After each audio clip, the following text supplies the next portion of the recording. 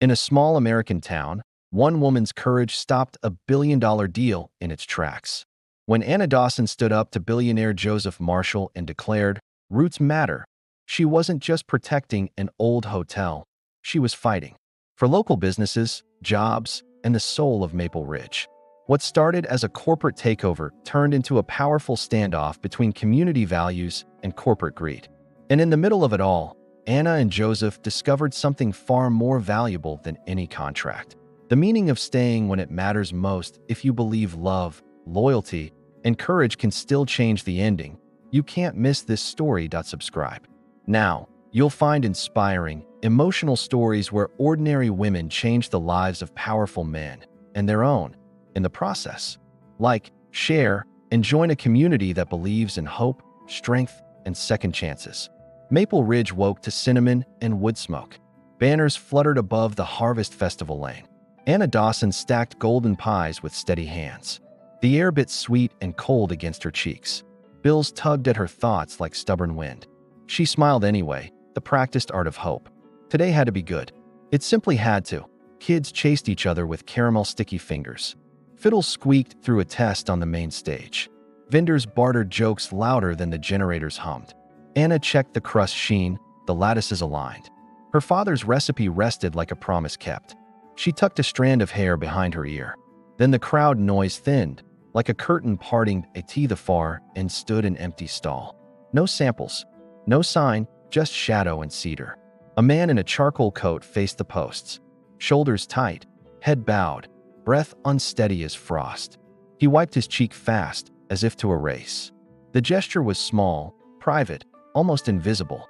Anna saw it anyway, and stopped moving. Most people pretend not to see quiet grief. Maple Ridge is kind, but it keeps distance. Anna was raised to cross lines that matter. She cut a neat slice from the warm pie, steam braided up with cinnamon and butter prayers. Plate in hand, she walked across crunching gravel. "Here," she said, gentle as a gloved tea startled, winter blue eyes lifting to meet hers. They were the color of thaw, troubled and glassy.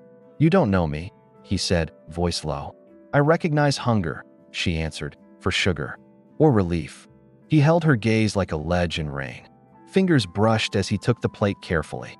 The world shrank to steam, breath, and silence. He tasted, as if unsure food could be kind. Surprise loosened the set line of his mouth. "That's better than I remember things being," he murmured. Anna let out a breath she hadn't noticed holding. "Apple, brown sugar, a pinch of lemon zest." "And mercy?" he asked, half a dare, half plea. "When I can spare it," she said. Almost smiling, the announcer crackled, "Pie competitors to the tent." Aunt Martha waved wildly from their gingham fortress. "Judges are lining up. Sweetheart, move those pretty feet." Anna glanced back at the man, uncertain to leave. He'd already rebuilt his walls behind his lashes. Grief hides fast when company arrives with noise. "Save the plate," she whispered. "Bring it back later." He nodded once, like a vow clipped short. The gesture felt heavier than the paper. "Dish." She jogged toward Martha, apron strings tapping her hips. "Who was that?" her aunt asked without looking. "A customer," Anna said, eyes still at the end. "Tall, lost, expensive coat. Needed sugar more than most." Martha grunted. "Then feed him twice and win." Inside the judging tent, heat and nerves mingled. Metal tables gleamed, and clipboards sharpened the air. Anna set her pie, edges braided like memory. Across from her, rival bakers whispered, measuring smiles.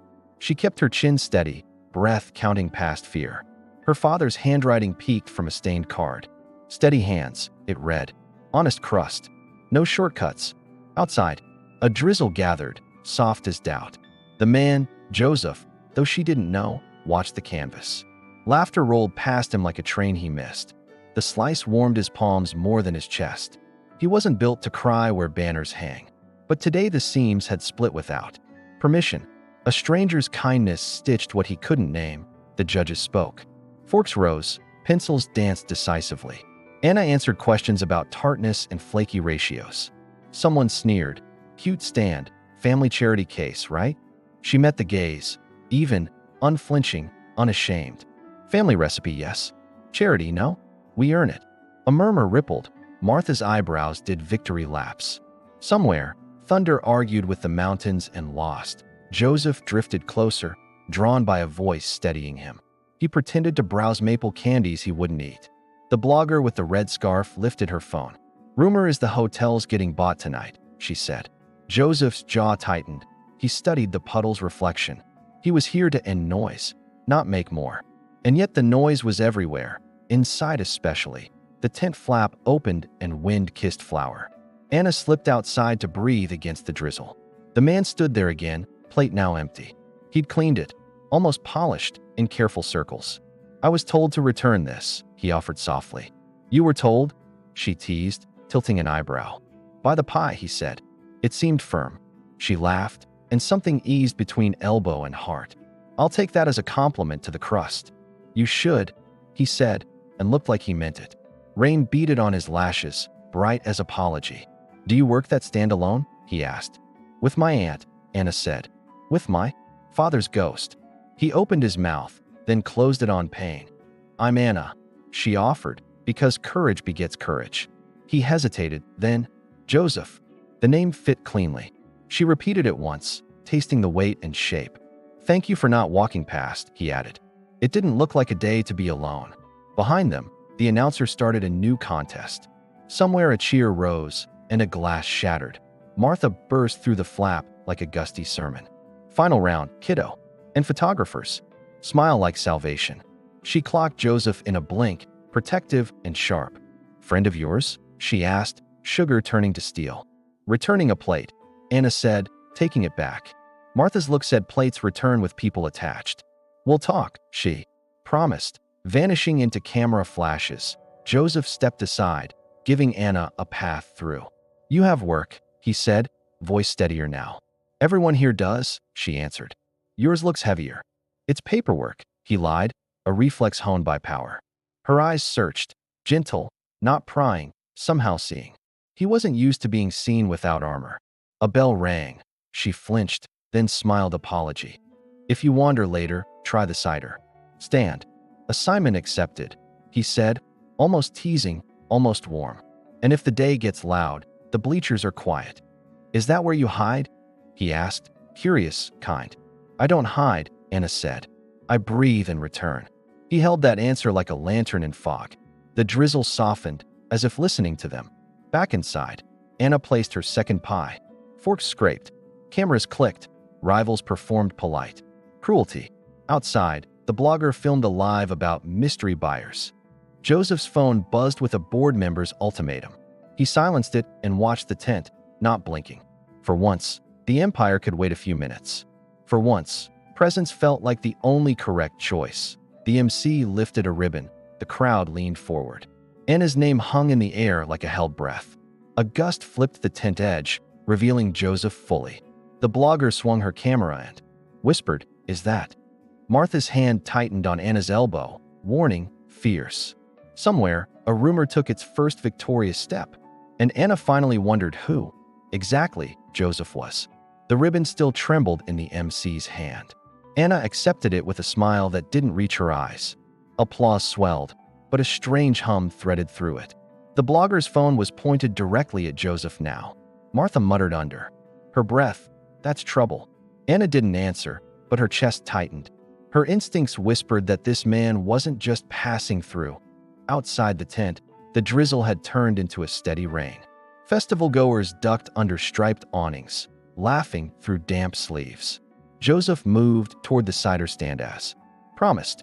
He ordered nothing, just stood, hands in pockets. He scanned the crowd like a chessboard in motion. Every gesture of his felt calculated, deliberate, practiced. Except for that moment earlier, when she'd seen the cracks. Anna wiped condensation off the display case. She hated how her curiosity kept circling back. The way he spoke, quiet, precise, didn't belong to Maple Ridge. Nor did the way people made space for him without realizing. She'd seen it before, in the city, on rare trips.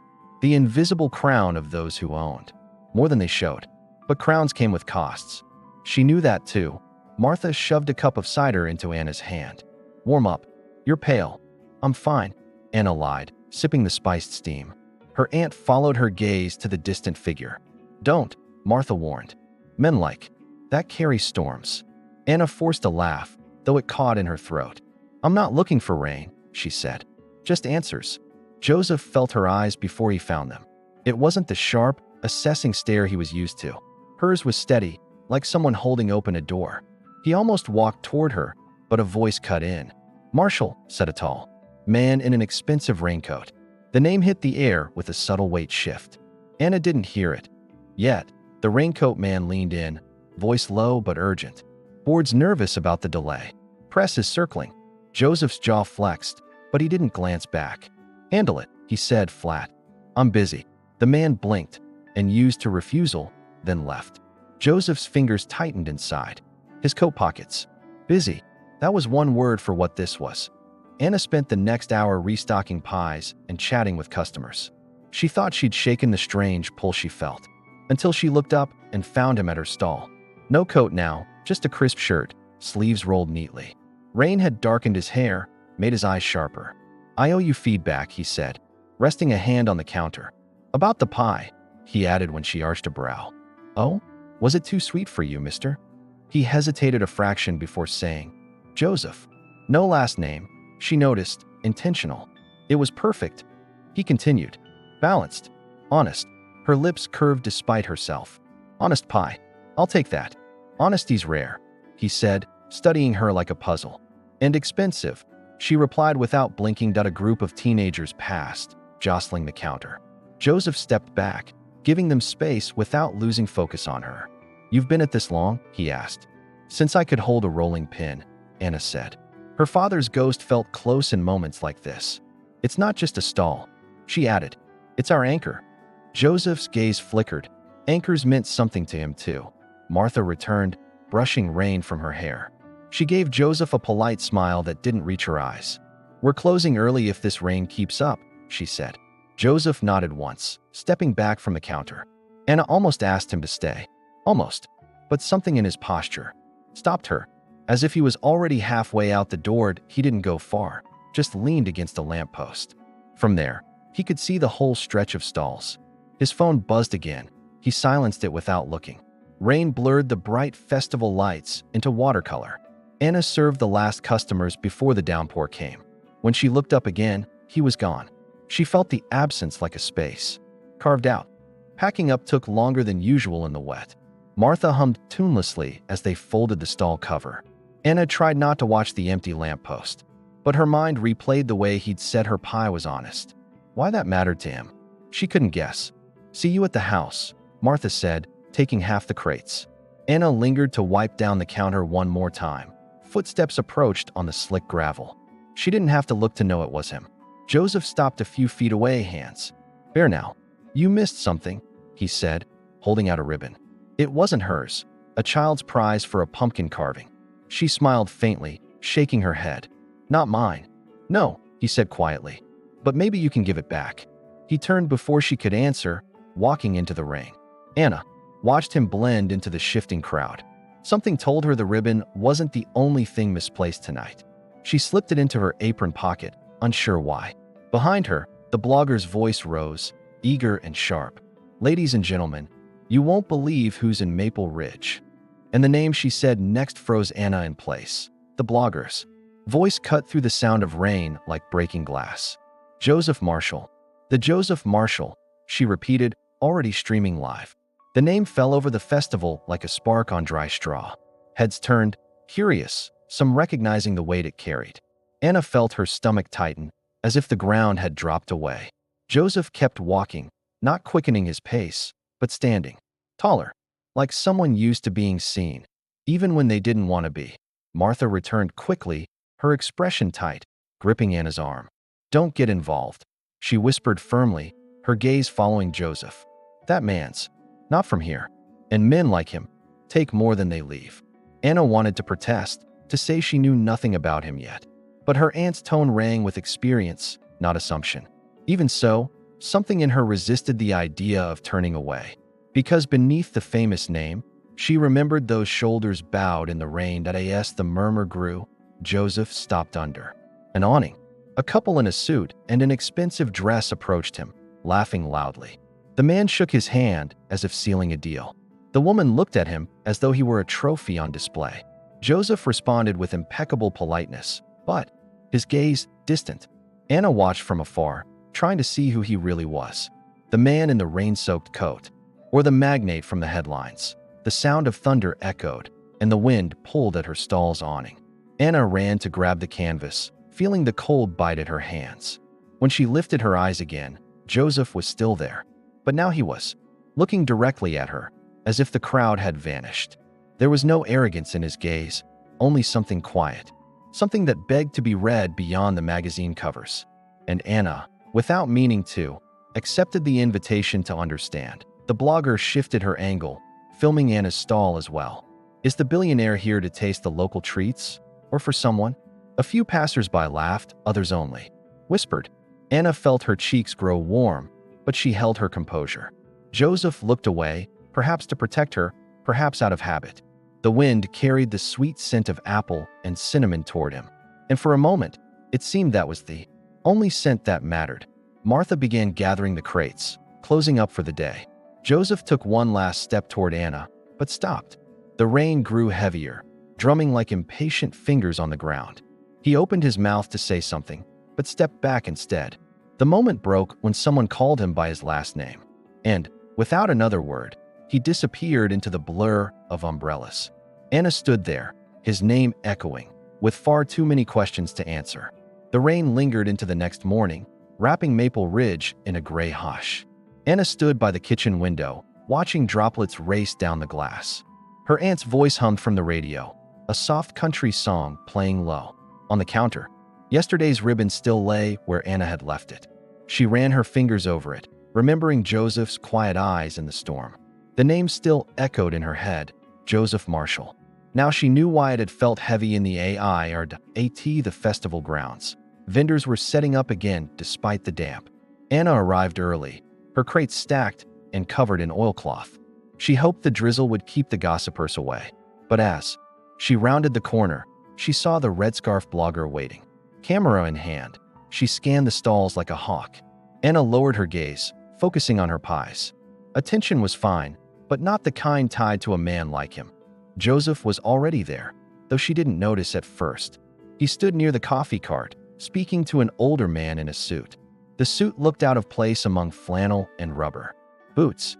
Anna caught fragments of their words: deal, shareholders, timeline. The conversation ended with a brisk handshake and a nod. Joseph's eyes lifted then, finding hers across the row. And just like yesterday, it was as if the noise dimmed. He walked toward her slowly, rain softening the edges of his silhouette. Anna told herself to keep busy, rearranging pies that didn't need moving. "Good morning," he said, voice carrying. Even in the patter of rain, she glanced up, offering a polite nod. "Morning. You heard my name," he stated, not as a question. "It's a small town," she replied, brushing crumbs from the counter. "And people talk faster than the river after a storm." Joseph's mouth curved faintly, though not into a real smile.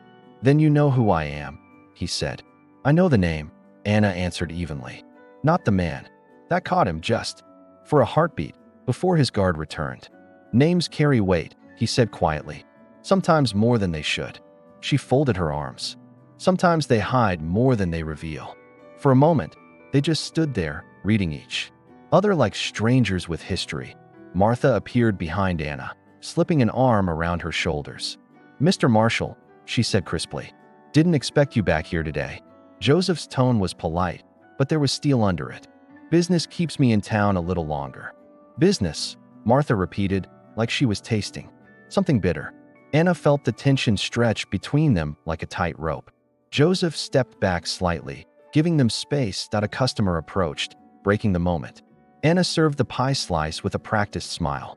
When she looked up again, Joseph was still there, hands in pockets. "Your aunt doesn't like me," he said quietly. "She doesn't like surprises," Anna corrected. "And you're the kind of surprise that comes with headlines." He didn't deny it, and that, somehow, made her trust him more. From across the way, the blogger raised her phone again. Joseph noticed and shifted, his body blocking the lens from Anna. She blinked, unsure if it was intentional or instinct. "Do you always step into trouble like that?" she asked. "I've been in worse storms," he replied. "Funny," she said, So have I. It was the closest thing they'd shared to a smile. The rain began to ease, leaving the air thick with damp earth. Joseph leaned an elbow on the counter. "May I buy a pie?" he asked. "They're for sale," Anna said. "But you don't seem like the pie type." "I'm not," he admitted. "But I know someone who might be." She wrapped it in brown paper, still unsure why her hands trembled. He placed the money on the counter without looking at it to AS. She handed it over. His fingers brushed hers again. The contact was brief, but enough to stir that same quiet pull. "Thank you, Anna," he said, using her name for the first time. She opened her mouth to respond, but voices behind him rose. The blogger was telling a group that Joseph was here to buy the hotel, and that the deal could shut down several local businesses. Anna felt her pulse spike, the words digging under her skin. That Joseph's posture stiffened at the accusation, but he didn't turn. "I have to go," he said, tucking the pie under his arm. His tone left no space for questions. Anna watched him walk away, her jaw tight. Martha returned with a stack of boxes. "You heard that, didn't you?" Anna nodded slowly, her mind a tangle of pie, rain, and rumors. Whatever Joseph was here for, it wasn't going to stay quiet for long. At by noon, the sun broke through, drying the muddy paths. Crowds swelled again, music spilling from the main stage. Anna tried to focus on her sales, but her thoughts looped back. She had seen the way Joseph's eyes darkened at the gossip. It wasn't the look of a man proud of his plans. It was the look of someone carrying a truth too heavy to share. And she wasn't sure if she wanted to know it or not. Joseph didn't return that afternoon, but the shadow of his presence hung over the stall. Customers whispered his name between bites of pie. A few asked Anna if she knew him, their eyes sharp with curiosity. She gave polite, vague answers, keeping her voice neutral. But inside, the questions were anything but calm. What kind of man hides behind both a name and a coat in the rain? As the festival wound down, Anna began to pack up. The ribbon from yesterday slipped out of her apron pocket. She stared at it for a long moment, before setting it aside. The weight of it felt disproportionate to what it was. A child's prize, yes, but also the first thread between them. And now that thread was tangled in a knot of uncertainty. One she couldn't decide whether to pull or protect. The sun was sinking when she spotted him again. Joseph stood at the edge of the festival grounds, half in shadow. He wasn't looking at her stall this time, but at the hotel across the street. His expression was unreadable, caught between resolve and regret. Anna followed his gaze, the old building's sign creaking in the wind. Something told her this was where the Real story lived, and she knew it wouldn't stay hidden for much longer. As she locked the last crate, the blogger's voice carried over the crowd. "Tomorrow," she announced, "we'll find out just what Joseph Marshall wants here." People laughed, others leaned in for details. Anna tightened her grip on the crate handle, the sound grating in her ears. Martha touched her arm, reading the worry in her face. "Careful, Anna," she murmured. "Some storms don't just pass." And Anna, despite herself, was already stepping into the rain. Morning broke gold and sharp, the festival glittering after rain. Anna tied her apron, the ribbon from the child tucked safe. Martha brewed strong coffee, eyes scanning the growing crowd.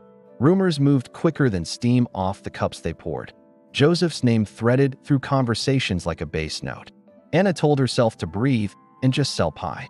But the day already felt like a held breath. By mid-morning, a sleek black car slid to the curb. Victoria Hale stepped out in heels that feared no gravel. Her smile cut the air the way diamonds cut glass. Phones lifted, capturing her as if she were royalty. She didn't look at the stalls, only at the hotel. Then her gaze found Joseph, and ownership flashed. Anna felt the ground tilt a fraction underfoot. Joseph approached from the opposite lane, suit immaculate. He nodded to vendors, measured, careful, almost humble. When he reached Victoria, her kiss landed like a stamp. The blogger gasped, whispering, "Exclusive," to her microphone. Anna folded a pastry box, ignoring the pinch in her chest. Victoria's laugh was a note too bright for Maple Ridge. It echoed against brick like a declaration of territory. "About time," Victoria said loudly, fingers on Joseph's sleeve. "Investors adore decisive men. Let's announce the purchase." He didn't look at her mouth. His eyes were elsewhere. Across the rows, they caught on Anna for a beat. Not longing, not apology, just a truth noticing another truth. Victoria followed the gaze, assessing in a heartbeat. Her smile thinned, weaponized and exact. She crossed to Anna's stall without asking permission. "Darling, do you have anything gluten-free, sugar-free, guilt-free?" The crowd tittered, unsure if this was a joke. Anna wiped her hands on her apron, calm, steady. "We have apple," she said. "It's honest. No shortcuts." Victoria's eyes darted over the gingham, the worn edges. "How quaint," she murmured, turning to the cameras. "Maple Ridge has charm," she announced to the phones. "And soon, world-class hospitality thanks to Marshall Enterprises." Murmurs rippled, some hopeful, others wary, some angry. Anna felt the town's heart tug in two directions at once. Will small businesses make room for world-class? The blogger asked. Victoria's smile sharpened. Progress asks everyone to grow up. Anna swallowed the sting and chose her words. "Progress that bulldozes roots ends up with dust," she said. Her voice was even, not raised, but it carried. People turned. Even the fiddles seemed to listen. "We need jobs," a man muttered. "We need respect," another added. Joseph stepped closer, caught between currents he'd helped stir. Anna didn't raise her chin. She didn't need to. The truth stood in the steam of warm pie. Victoria aimed her lens-wide smile at Anna. "Perhaps a collaboration," she purred. "A pie named after the hotel." "We don't sell names," Anna replied. "We sell recipes and care." A hush settled, heavy as unfallen rain. The blogger leaned in, smelling headlines like clover honey. "Is that a no to the empire?" She prodded sweetly. "It's a yes to town," Anna said, and didn't blink. For the first time, Joseph spoke where everyone could hear. "No one is bulldozing anything," he said, voice controlled. "We're reviewing options with the council and local owners." It was smooth, careful, good PR, and not enough. A boy in a hoodie shouted, "Then say the hotel stays." Someone else yelled, "Say it or leave." The crowd's tempo shifted from curious to sharp. Victoria squeezed Joseph's arm, pressure hidden behind polish. He didn't shake her off, but his jaw tightened. Anna watched the storm build inside his expression.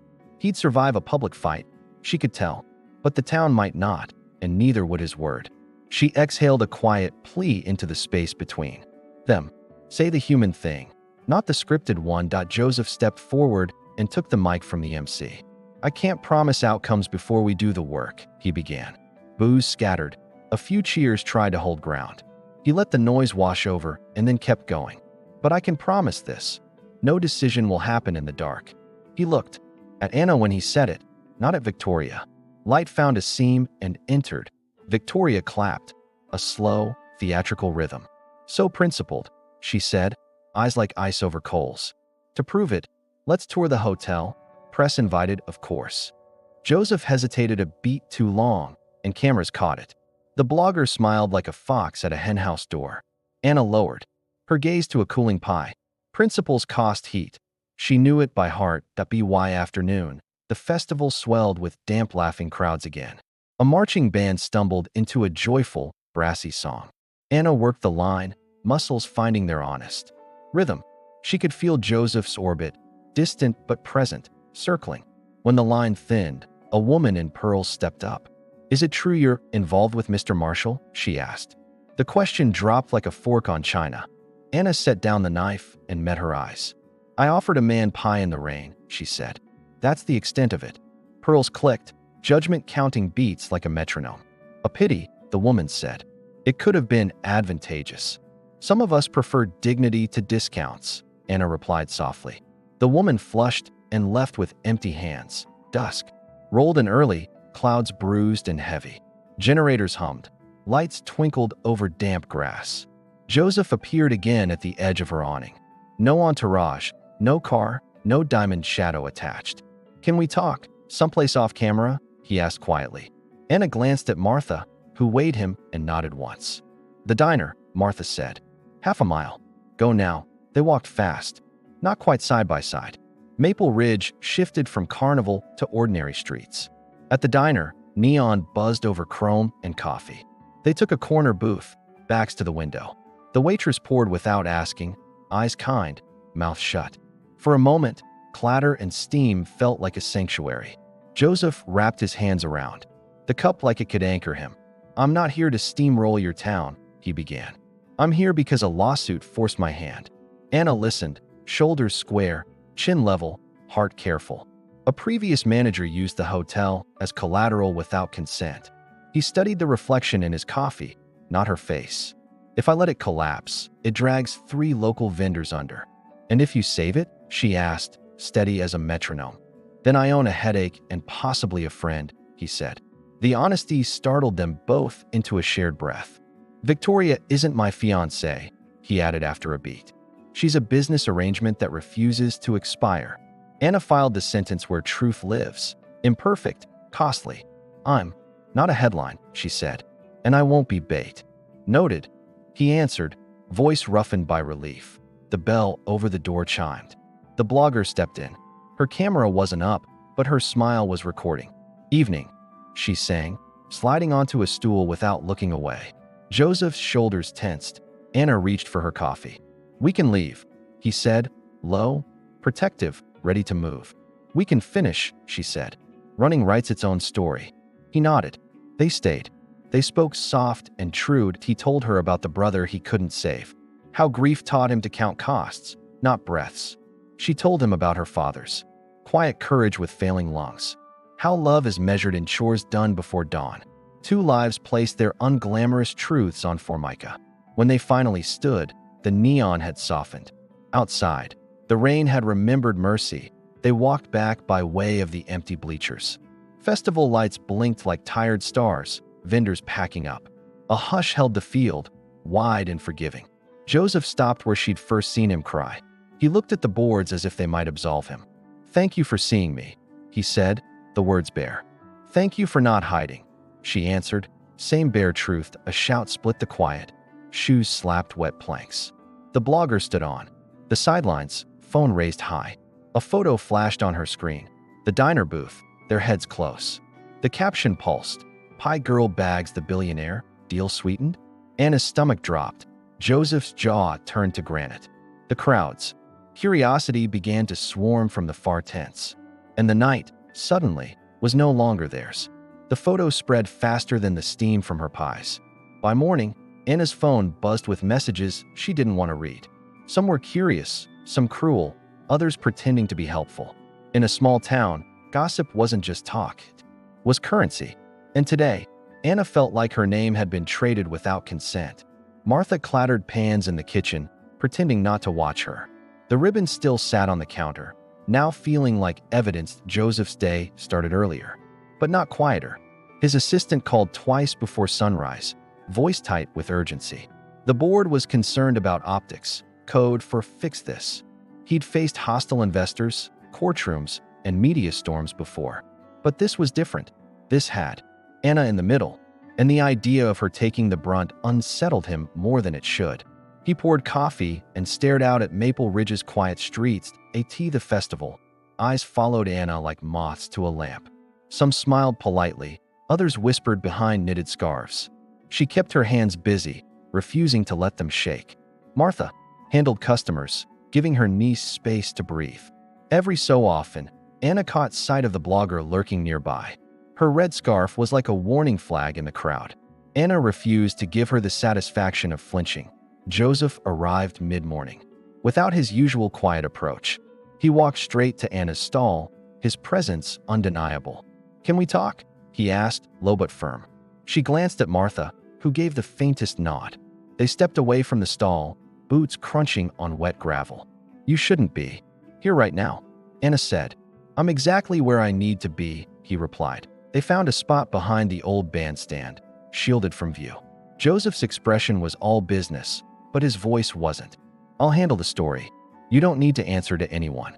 That's not how it works here, Anna said. In this town, silence isn't protection, it's an invitation. He studied her face, seeing the truth in her words. What do you want me to do? He asked finally. I want you to be honest, she said. Not the board's version, not the PR gloss, yours. His jaw tightened, but he didn't look away. Honesty can burn bridges you still need, he warned.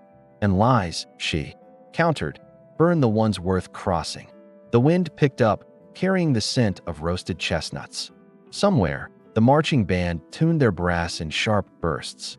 Back at the stall, the line had grown impatient. Martha served with the ease of someone who'd done it for decades. Joseph leaned in just enough for Anna to hear him. "Meet me tonight. Away from all this." She hesitated, feeling the weight in his tone. "Where?" "The hotel," he said. "It's time you saw it." Her breath caught, part warning, part curiosity. The hotel had been the center of rumors since he arrived. If she went, it would feed the story the blogger wanted. If she didn't, she might never know his real intentions. Martha's voice broke her thoughts. "Anna, we're out of cider." Anna glanced back at Joseph. "If I come, no games." "No games," he promised, though his eyes hinted at risk. The rest of the day dragged like damp laundry on a line. Anna kept her smile in place, but her mind was elsewhere. Joseph stayed visible, not hiding from the crowd's stares. Every so often, he intercepted the blogger's camera, blocking her frame. It was subtle, but Anna noticed. And she hated that she noticed.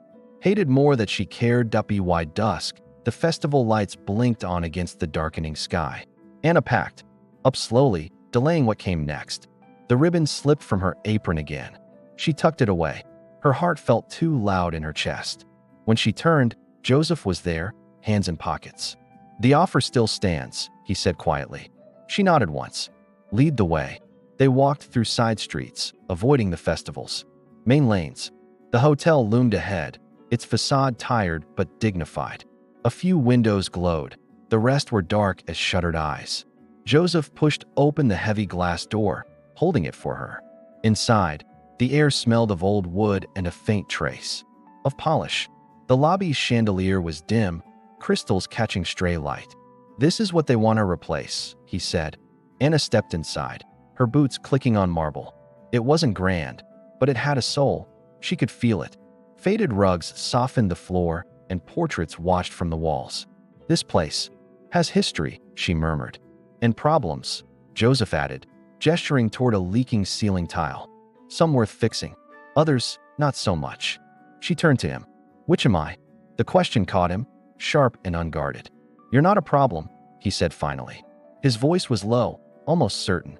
Before Anna could answer, the lobby doors swung open. Victoria stepped in, heels tapping like a metronome of trouble. "Well," she said, eyes narrowing. "Isn't this cozy?" And Anna knew the night had just found its next storm. The reception was silent, except for the distant echo of rain outside. Joseph walked up to the counter, running his hand along the polished surface. "I stayed here once years ago," he said, almost to himself. "Before the money, before the meetings that never end." Anna noticed that the way he looked at the space was personal. It wasn't just a building to him. There was a memory here. And memories, she knew, were harder to sell than walls. He switched on one of the nearby lamps, revealing forgotten details. The gold of the frames was worn, but still shone under the light. The heavy curtains held the scent of years without full use. "They want to trade this for glass and steel," Joseph remarked. Anna touched the fabric, feeling the roughness beneath her fingers. "And you?" she asked, without looking at him. Joseph took a moment to answer. "I'm still deciding." They climbed the wooden staircase together, which creaked under their steps. The hallway held a deep silence, broken only by a faint drip. Closed doors guarded stories no one told anymore. "I used to know every room here," Joseph said with a brief smile. "Why?" Anna asked, curious despite herself. "Because I worked here an entire summer before college," he revealed. Anna stopped, surprised. "You?" "I needed the money to buy my books," he explained. "My father thought it would teach me discipline." Anna looked at him, seeing not the businessman, but the young man he described. The contrast between the past and the man before her was striking. "And did it work?" she asked. "Depends," he said, with a half smile. "I learned that discipline is useful, but it doesn't replace purpose." They reached a door at the end of the hallway. Joseph pulled a key from his pocket, the metal worn from use. "This was my brother's room when he came to visit," he said. Anna felt the air change, denser, more intimate. He opened the door slowly, revealing simple furniture and soft light. "This is where we had our last conversation." His pause weighed more than the words. Anna stepped inside, respecting the space and the silence. The bed was made, as if waiting for someone who wouldn't return. Joseph leaned against the wall, his eyes fixed on a distant point. "He told me not to spend my life chasing after things," he said. "And, ironically, That's exactly what I did after he was gone. Anna didn't know whether to reach out or stay quiet. She chose to stay. Sometimes, presence is enough. In the hallway, the click of high heels broke the moment. Joseph lifted his head, his features returning to their usual control. Anna recognized the sound before she even saw the figure appear. Victoria, flawless as always, stopped at the doorway with a calculating look. She didn't need to say anything. To make it clear, she was assessing everything. "Am I interrupting something?" she asked, in a syrupy, false tone. And that was how the fragile calm of the hotel began to unravel. Victoria entered the room as if it belonged to her. Her high heels marked the old floor with authority. "Joseph, you didn't tell me we'd have company." Anna didn't respond, keeping close to the window. The tension in the air was as thick as rain before a storm. Joseph ran his hand along his jaw, weighing his words. "Victoria, this is Anna Dawson. She makes the best pies in town."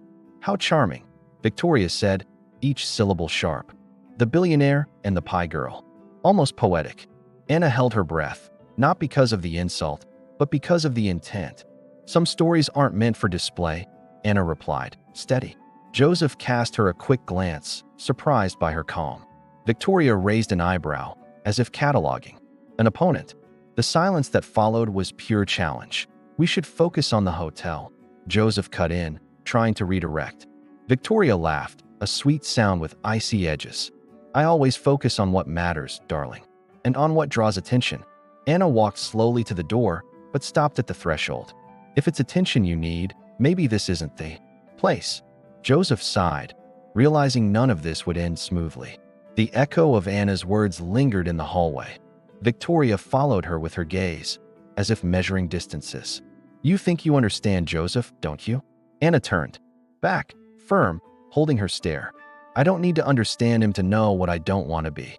The room seemed to shrink, even with the windows open. Joseph leaned against the doorframe, caught between worlds. Every breath he took sounded like a delayed choice. "We have the press waiting," Victoria reminded, glancing at her watch. "And you know how quickly rumors grow in places like this." Anna crossed her arms, the weight of the morning still on her. Rumors only thrive when there's something to hide. Joseph felt the truth in her words, but didn't comment. Victoria turned to him, ignoring Anna's presence. "So, are you coming with me or staying here?" He took longer than he should to answer. "I'll meet you later," he said, low but clear. Victoria didn't hide her displeasure. Her smile vanished like a light switched off. "Careful, Joseph. Wrong choices leave marks that are hard to erase." The sound of her heels echoed until it disappeared down the hallway. Anna let out her breath slowly, as if releasing a weight. "You didn't have to pick that fight," Joseph said. Anna lifted her chin. "I didn't. I just don't sell my voice." He looked down, a shadow of a smile appearing. "That's unusual for me." "Maybe that's the problem," she replied, soft but firm. The truth between them felt sharper. In that moment, sharp and impossible to ignore, the distant sound of rain filled the room again. Anna took a step toward the door. "Why did you bring me here, Joseph?" He drew a deep breath, as if searching for courage. "Because this place is the reason I'm in Maple Ridge. And I'm part of that reason now. More than you should be," he admitted. His answer hung in the air, warm and dangerous. Anna didn't know whether she wanted to move closer or farther away. "Then tell me what you're hiding." Joseph ran a hand through his hair, hesitating. "There are documents tying this hotel to 3 local businesses." "Businesses? That could go under if the sale goes through." He nodded, his gaze more serious than before. "And Victoria wants you to ignore that. She wants me to close the deal and move on." "And you?" Joseph looked toward the window, as if the street could answer. "I don't know if I can walk away and pretend I didn't see." Anna felt the knot in her stomach tighten. This was more than a purchase, it was a battleground. She rested her hand on the doorframe. "If you're looking for permission, I'm not the right person." "It's not permission," he said. "It's perspective." "Perspective takes courage," Anna replied. He watched her for a moment, absorbing every word. Maybe no one had spoken to him like that in years. Maybe it was exactly what he needed to hear. Joseph stepped closer. The distance between them was now only air and choice. "Can I trust you?" he asked. "That depends," Anna said. "Will you give me reasons to trust you?" His gaze didn't waver, firm and intense. Outside, the wind rattled the hotel's signs. The storm forming was no longer just in the sky. Anna drew a deep breath, feeling the weight of the moment. If you're going to fight, fight for the right thing, not to win headlines. Joseph nodded slowly, like someone accepting a silent pact. The clock at the reception marked the hour with a sharp sound. Then we need to start now, he said. Anna knew. Now meant much more than time. It meant crossing a line there was no coming back from. The hallway was quiet after Victoria walked away, but the air still felt heavy. Anna looked toward the open door, feeling as if the entire hotel was holding its breath. Joseph, standing beside her, slipped his hand into his pocket as if searching for something. You don't trust her, Anna said, not as a question, but as a statement. No, he admitted without hesitation. But she knows how to make a deal look inevitable. Maybe because she doesn't care about what's left behind, Anna replied. Joseph looked at her with something between admiration and unease. They began walking down the hallway, passing closed doors that held forgotten stories. Anna wondered who had once slept there, what lives had crossed within those walls. Joseph pointed to a locked door, explaining it used to be the hotel's meeting room. Some of the best deals of my life started in places like this, he said. And some of the worst too, I imagine, Anna replied. He let out a short laugh, but without humor. Yeah, some worse than I'd like to admit. They stopped in front of a large window where the rain had begun to streak the glass. The street outside was almost deserted, but the festival lights still flickered in the distance.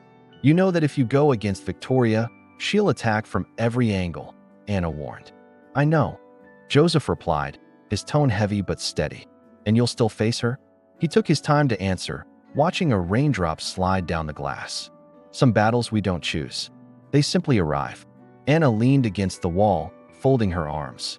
Then you need to decide if you want me in this fight with you. Joseph looked away from her, as if searching for an answer somewhere else. You already are, Anna. From the moment you gave me that slice of pie. She blinked, surprised, a quick smile slipping through. I didn't know baking had that much power. It's not the pie, he said, sincerity in his voice. The sound of footsteps echoed down the hallway, making them both go silent. Joseph craned his neck to see, but it was only a hotel staff member. Still, the interruption broke the moment of closeness between them. Anna took a deep breath, trying to sort through her own thoughts. There was something about him that stirred trust and caution at the same time. Maybe I need to better understand what I'm defending, she said. Joseph nodded. As if he had been waiting for exactly that, he motioned for her to follow him to a set of double doors at the end of the hallway. When he opened them, it revealed a spacious room with tables covered in maps and folders. This is the center of everything, Joseph explained. The documents, the contracts, the decisions. Anna's eyes roamed the space, taking in every detail. There were city maps, old photographs, and notes on local merchants. Are you planning to save the hotel or change it? Maybe both, he replied, his tone enigmatic. Anna stepped closer to one of the maps and recognized names of families she had known since childhood. She also spotted her own family's stand marked with a red circle. Turning to Joseph, her gaze was loaded with questions. Why is my business marked? He took a deep breath before answering. Because if I don't act fast, yours will be one of the first to close. And in that moment, Anna realized his fight was already tied to hers. Anna stayed silent for a few seconds, the map before her feeling heavier than paper. The red circle around her family's stand burned like a threat in ink. So that's it, she said, her voice low but firm. I'm just a number on a spreadsheet. No, Joseph replied quickly, stepping forward. You're the reason this can't just be numbers. Anna crossed her arms, trying to hold back the anger rising inside her.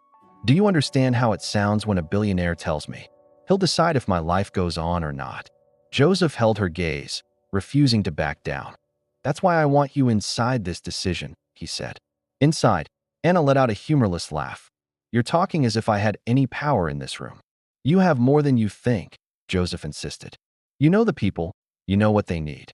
And what happens if I tell you they don't want you here? Joseph hesitated, and that pause said more than any answer could. Anna saw the fracture between intention and action, and she knew that's where she would test his trust. The distant thunder made the windows tremble. Anna stepped away from the map and walked to the door. I need to think, she said, her hand already on the doorknob. If you leave now, You'll hear Victoria's version before mine, Joseph warned. Maybe I need to hear both. She countered, without turning to face him. He took a step toward her, then stopped halfway. The silence that followed was colder than the rain outside. When Anna reached the lobby, she found the journalist with the red scarf. She was leaning against the counter, typing something on her phone with a satisfied smile. You were upstairs, weren't you? She said, her voice low. Anna didn't answer, but the tension in her jaw said more than words.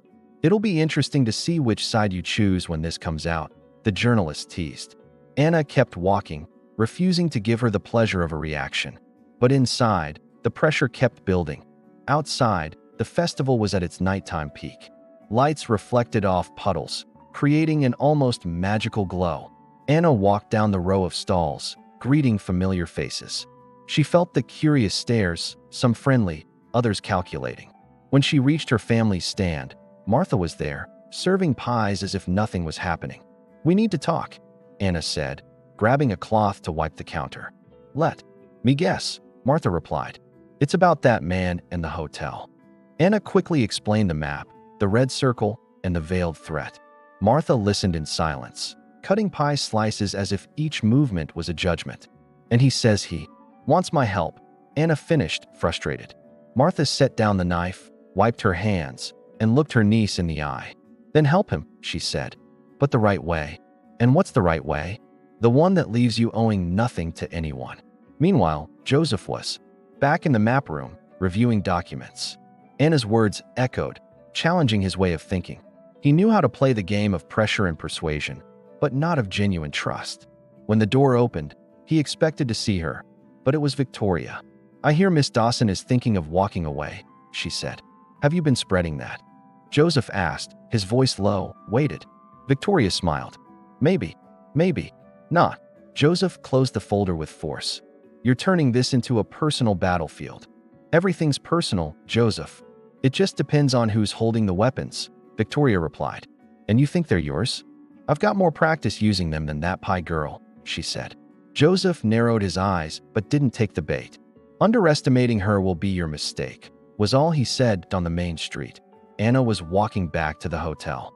She still hadn't decided if it was courage or stubbornness guiding her. The hotel's facade was lit, casting long shadows across the pavement. When she entered, she found Joseph alone in the lobby, elbows resting on his knees. You came back, he said, almost relieved. I didn't come to agree with you, Anna warned. Only to make sure you won't lie to me. Joseph stood, walking to the counter to pick up a folder. Then let's start with that, he said, opening it and laying the papers before her. These are the contracts with local suppliers. Anna flipped through the pages, recognizing the names of families she'd known since childhood. If the sale goes through, half these people lose everything, she said. I know, Joseph replied. And that's why I need you in this fight. Anna looked up, gauging if there was sincerity in his face. If I step into this, it's not for you, she warned. I don't want it to be, he said. The sound of the door opening cut the conversation short. Victoria walked in, flanked by the journalist with the red scarf. The public loves a live confrontation, Victoria said, her eyes glinting dangerously. Anna sighed. Then let's give them something worth watching. In the next instant, the journalist raised her phone, already recording. Joseph positioned himself between Anna and Victoria, as if to stop the collision. But it was too late. To back down. Want to know who's saving the hotel and who's selling it? Anna began. The tone of her voice made everyone in the lobby turn. Joseph took a deep breath, realizing this moment would define everything. And that, for the first time, he wasn't in control of the narrative. Anna stepped forward, ignoring the glowing camera in the journalist's hand. I grew up 2 blocks from here. I saw this hotel when it was still full of life, and I saw it when it nearly shut down. She looked straight at Victoria. What I didn't see was an outsider, caring about the people who depend on it. The room went silent, the sound of rain against the windows like a distant chorus. Victoria kept her rehearsed smile, but there was tension in her jaw. And what do you suggest, Miss Dawson? That we let the past suffocate the present? No, Anna replied. That the present respect the past, so the future is worth it. The journalist leaned in to capture every expression. Joseph watched quietly, as if weighing more than just the words. Victoria, however, didn't hold back. Easy to say when it's not your money at stake. Anna folded her arms. Hard to act when money is all that matters. A murmur rippled through the few people in the lobby, the tension sharp in the air. Joseph knew there would be no turning back for either side from this point on. And as risky as it was, he felt this conversation needed to happen. Victoria turned to Joseph, trying to regain control. "You're going to let her talk like she owns the hotel?" He took his time to answer, his gaze shifting between them. "I won't interrupt someone who's saying what needs to be heard," he said. Victoria blinked slowly, swallowing defeat. In small doses, the journalist recorded every second, her satisfied smile growing. And Anna realized Joseph had just chosen a side, hers. Anna took a deep breath, using the moment to push forward. If this hotel falls into the wrong hands, it's not just walls that disappear. It's stories, jobs, roots. She gestured toward the old counter, the worn frames, the wooden floor. Every mark here carries a piece of this town. And no, investor knows how to buy that. Joseph closed his eyes for a second, taking in her words. Victoria, on the other hand, gripped her purse tightly, almost hiding the gesture. "You don't understand the game, girl," Victoria murmured. "And those who don't understand lose." "Maybe," Anna said, stepping closer. "Or maybe, the game needs to change." The words made Joseph lift his head, as if something in him had awakened. He turned to the journalist. "Get this on record. We're not selling anything until we ensure the local businesses are protected." Victoria straightened, rage flickering in her eyes before it was replaced by her polished smile. "That's going to cost you," she warned, almost like a threat. "Some things are worth more than the price," Joseph replied. And the atmosphere in the room shifted, as if the first crack in her empire had formed. The journalist lowered her phone for a moment. "Is this official?" Joseph looked at Anna before answering. "Yes, official." It was a declared alliance, witnessed by anyone who wanted to see it. Anna felt the weight and relief of the decision all at once. Victoria, realizing she no longer controlled the narrative, stepped back. But her eyes made it clear. She wasn't finished. When Victoria left, silence returned, but it was a different kind of silence. Anna and Joseph stood side by side, as if the world had narrowed to that distance. "That was brave," she said. "It was necessary," he corrected, though there was warmth in his voice. The journalist said her goodbyes, promising the article would be out the next morning. Anna looked at Joseph, knowing what they had set in motion could not be undone, and that, somehow, the whole town was now part of this story. The morning arrived with headlines as sharp as the cold wind. The journalist's piece exploded across every screen in town. Marshall freezes sale until local businesses are protected. Photos of the lobby, the front desk, the weary chandelier, and of Anna, standing firm, saying that roots matter. The words spread like fire across a dry field. Maple Ridge woke up feeling it had a voice again. The stand. Customers arrived earlier than the sun. Some hugged Anna, others shook her hand. "Thank you for speaking for us," they whispered. Martha served slices like someone sharing a victory. The scent of apple and cinnamon seemed even warmer. But not every flame belongs to a celebration fire. Some announce a storm coming over the hill. Joseph's phone wouldn't stop vibrating. 3 directors, 2 lawyers, 1 furious investor. "Backtracking costs money," the metallic voice repeated. "Costly is losing the whole town," he replied. He silenced the phone, staring at the old lobby. There was something sacred in the creak of that floor. And desecration has a price no spreadsheet can hold. Victoria didn't wait for breakfast to finish. She stormed into the hotel, heels striking like flint. "Congratulations, romantic," she said, with a blade-like smile. "You've just painted a target on the company's back." Joseph kept his voice low, not retreating an inch. "I just spoke the truth in public and lied behind closed doors," she shot back.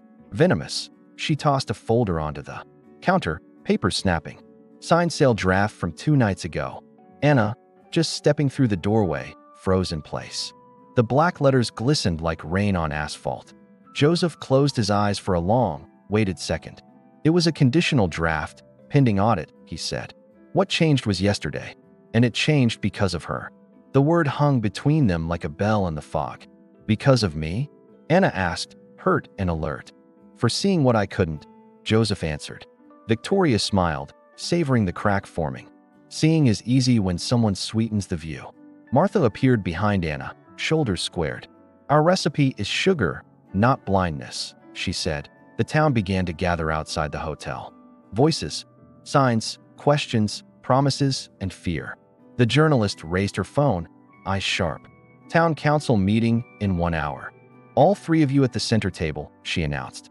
Anna felt her heartbeat change rhythm. It was time to speak without trembling inside. On the way to the council, the sky grew heavy. The wind carried the smell of freshly turned earth. If there's a lie, I'll know, Anna said. Joseph nodded, his face stripped of defenses. No escape routes, no rehearsed lines, she demanded.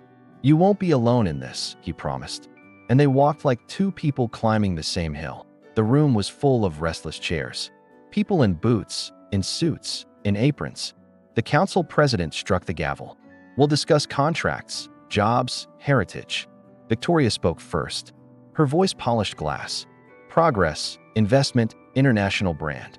The crowd listened but didn't move. Joseph asked for the floor without theatrics. My mistake was arriving with answers. Today, I come with questions and commitments. He listed suppliers, timelines, written guarantees. Proposed a moratorium, local protection clauses. Without you, no hotel makes sense. The sentence cut even those who didn't want to hear it. Anna found her rhythm. I'm not anti-progress, she said clearly. I'm against losing what sustains us. She pointed to the map pinned to the wall. If every red dot is a face, protect it. If every signature is a meal on the table, respect it. The silence grew thick and good to feel. Victoria clapped slowly, poisonous. Beautiful speech, but numbers don't cry. Balance sheets don't care about pies. Anna held her gaze without blinking. Numbers don't cry, but people go hungry. And contracts can account for that, if there's will. The room murmured like the sea before it breaks. The council president asked for concrete proposals. Joseph slid folders across the table like dealt cards. Plan A, phased restoration with local hiring. Plan B, community partnership with profit sharing. Plan C, formal withdrawal and sale to a local fund. Victoria laughed shortly, calling it an expensive bluff. Choose, Joseph said. Here, now. The clock made a minute feel like 3. The journalist zoomed in on every face. Martha crossed her arms and nodded, a small victory. From the back, a baker raised his hand. If you keep the local purchase clause, I stay. If you don't, I close. The unvarnished truth landed with precise weight. Victoria pulled out her phone, fingers quick, eyes cold. I have council votes you can't touch. But when she looked at the bench, she faltered. Some faces were less certain than she'd expected. The town had shifted overnight, and headlines don't turn keys on their own. Calloused hands with names on doors do. The gavel fell, decision in 2 parts. Moratorium approved unanimously. Local protection secured. Community seat at the planning table. Pilot restoration before any sale. The hall exhaled like lungs after a long dive. Joseph didn't smile. He just closed his eyes. Relief is sometimes a prayer said kneeling inside. Outside, the rain began to ease. Festival lights flickered like a late-season string of bulbs. Victoria paused on the steps, heels planted, anger cold. You traded investors for provincial gratitude. Joseph's voice stayed steady, aim precise. I traded noise for purpose. And tomorrow, the market can judge me. She left without looking back. The journalist put her phone away slowly. Today was history, she told Anna. And history demands a sequel. It will have one, Martha said, hand on her niece's shoulder. Joseph lingered a few steps away, waiting for a sign. Sometimes signs are just breaths that matched at the field. The bleachers stood as always. Anna climbed the first step without hurry. Joseph stood beside her, not ahead. I should apologize for the other night, he said. For the draft, for the delay in courage. I should apologize for today, she replied. For almost quitting before hearing you out.